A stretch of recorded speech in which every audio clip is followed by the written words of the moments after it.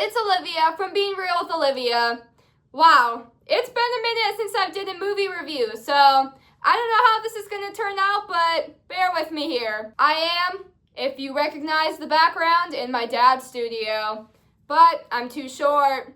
If I tried setting my phone up on the ring light, wouldn't be able to see me, so I'm sitting in a chair and you get the bland background. Alright, so before I get started reviewing, make sure to like, comment, and subscribe. Let's get started. The movie I am reviewing today is called Voicemail to Isabelle. I always want to say voice note. I don't know why.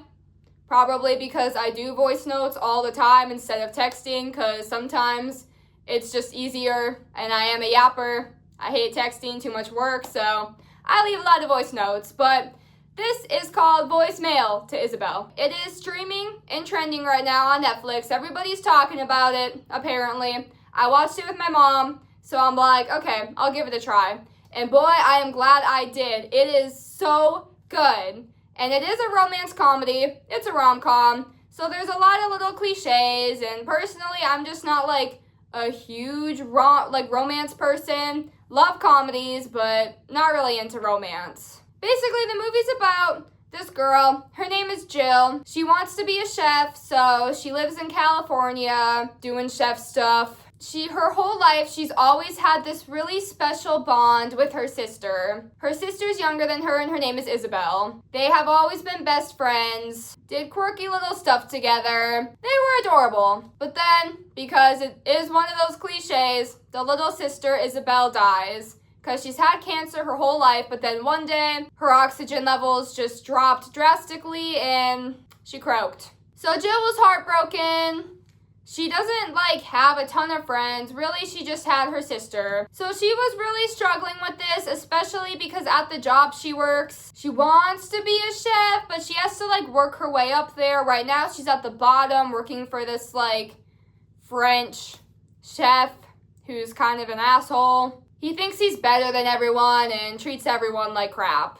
So she's really struggling in the workplace, too. But, fun fact, the really mean chef, for those of you who have seen the movie, if you haven't, not a big deal, just keep your eye out, is Ron Swanson from Parks and Rec. It's the same actor. I think his name is Nick Offerman. I want to say it's Nick. But yeah, he's great. It was really cute to see that. Even though he plays a total douchebag in this movie, I mean, come on, it's Ron Swanson. So that was a fun character to see. So basically what she does then is she leaves a lot of voicemails to her sister, because even though her sister's dead and won't be able to hear them, it's still a way for her to cope and stuff and just talk to something. But when you die, fun fact, your phone number gets reused to other people. So this guy named Wes, who's going to be the love interest, he has been listening to all the voicemails because he now has the dead sister's number, and he finds Jill charming, quirky, adorable, so he wants to go and find her. Now, overall, this movie was really good, and the reason why I think I liked it so much compared to other rom-coms and just other romance movies in general is I found it kind of relatable to my life, and I felt like I could just kind of feel with it. Obviously, not in the romance department, but just because I have a younger brother, and obviously he's not dying, he doesn't have cancer, but I left for camp to be a camp counselor for 3.5 weeks, and I just really missed my family. And now I just got back, and but in a month already, I'm going to be going off to college, and it's going to be hard. I'm going to miss my family a lot, especially my brother, just because my whole life I've been home, and I was homeschooled with him for 3.5 years. So we really got to grow up together and have so many experiences together, especially when we moved to South Carolina. So yeah, it's just going to be really interesting and kind of weird, not watching him grow up anymore. We're both going to be on our own. So I really liked this movie because I could relate to it. It was funny, and the main girl was really cute. She had a great personality, and no matter what she went through, she was always positive and just always herself, which I found was honestly really inspiring because she lost someone who's very important in her life and her best friend, and family members. So, like, that would be insane. And obviously, she was very upset by it, went through a lot, but she could still have fun. And at the end, she learned to let go and kind of move on a little bit and move forward. Sorry, not move on, move forward. And a lot of, like, cliches and just kind of things they do in rom-coms, especially, like, with comedy, is they make the main girl kind of a ditz and make her really clumsy or just kind of dumb or, like, annoying and obnoxious because they want her to be quirky, but it's honestly just kind of annoying. But what I really liked about this movie was the main girl, Jill, she was not like that. Like, yeah, they had some annoying little tropes in there where she'd, like, stuff her food and, like, do the chipmunk cheeks. And the first time she met Wes, the main guy, she had, like, a bunch of food in her mouth and he was talking to her and she was like, I don't really get what the whole deal with, like, in newer rom-coms, having the women always be, like, obsessed with food and kind of like a pig when they eat. But besides some of that little stuff, she was, like, really funny, really witty, really awesome. She was a hard worker. And yeah, she was just, like, a really refreshing, fun, relatable person to watch. I thought that actress did amazing. The actress's name is, like, okay, I'm gonna botch this last name. It's Zoe Dust.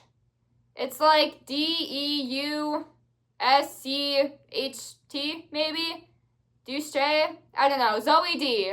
And she was phenomenal. Like, she made me tear up when she was, like, tearing up. Like, I just felt like I was going through the emotions with her because she was so fun. And of course, Wes, the guy who she falls in love with, he's played by Nick Robinson, and he did phenomenal too. He kind of played like the rich, doesn't believe in marriage, almost comes across as like better than everyone, wants to be misunderstood guy, who then of course falls in love with the spunky, quirky, weirdo girl, who he totally would have judged in high school. So shout out for Zoe D and Nick Robinson. Something that really surprised me at first though was like the main girl, Jill, she didn't have like a ton of friends, and I don't think they mentioned that she had a friend at all. Like, it was kind of always just her and her sister, and obviously she's close with her parents, but like, she didn't have any friends in California or back at home in Texas, and she never really made any either, except for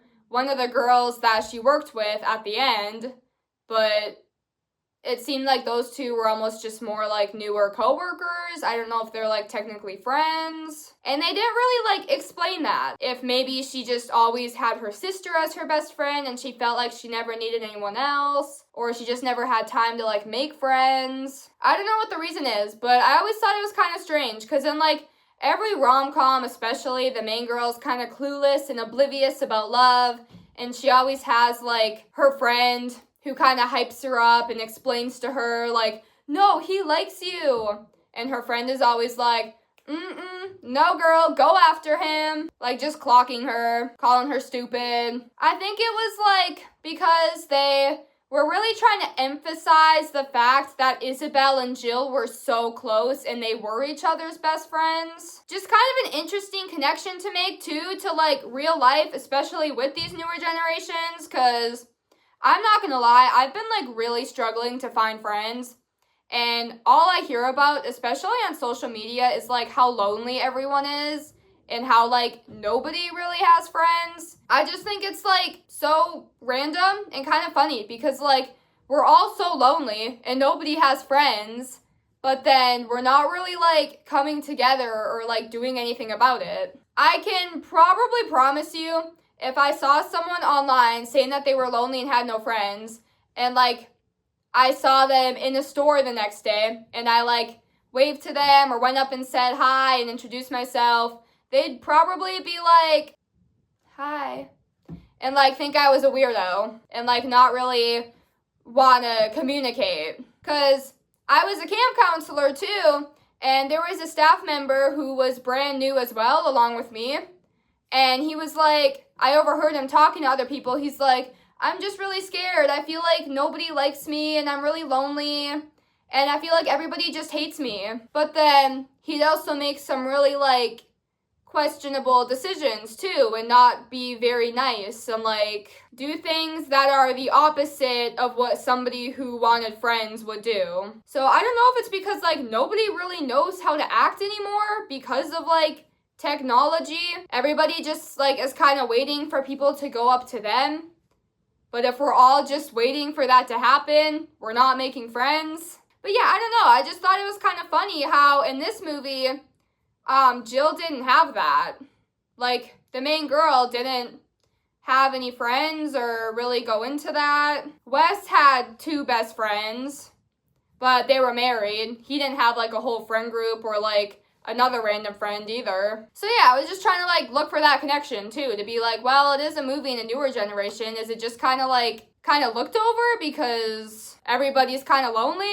Versus in some of the romance comedy movies in like the 2000s and the 90s, they all had like a group of friends or at least like one best friend who they would always like go and cry to. I found that part also a little relatable too because she was like completely on her own in a newer city for her, which she did end up living there for like a year, but I mean, still didn't know her way around California. It's a big state. Was struggling at work while also missing her family and then losing her sister and not having like any friends or anyone to really go to. But yet, she still continued to like maintain that positive, radiant, happy energy. So yeah, I thought it was like a really fun, interesting, cool movie that like, it was just refreshing to see a rom-com that didn't have like the super obnoxious, overused cliches and tropes over and over again. It was a little more like grounded in the real world. There were more issues and problems to this girl's life than just a guy. The only thing I didn't really like about this movie though was as soon as she found out that like he was getting the voice messages that were made for her sister, she like got upset and they do that thing where like she runs off and then for like a pretty decent amount of the movie, they're like not talking. Obviously, they miss each other, but like they don't go and find each other because she's still mad and he's a guy, so he's just like, well, whatever, I'm not gonna go chase after her. She probably wants nothing to do with me.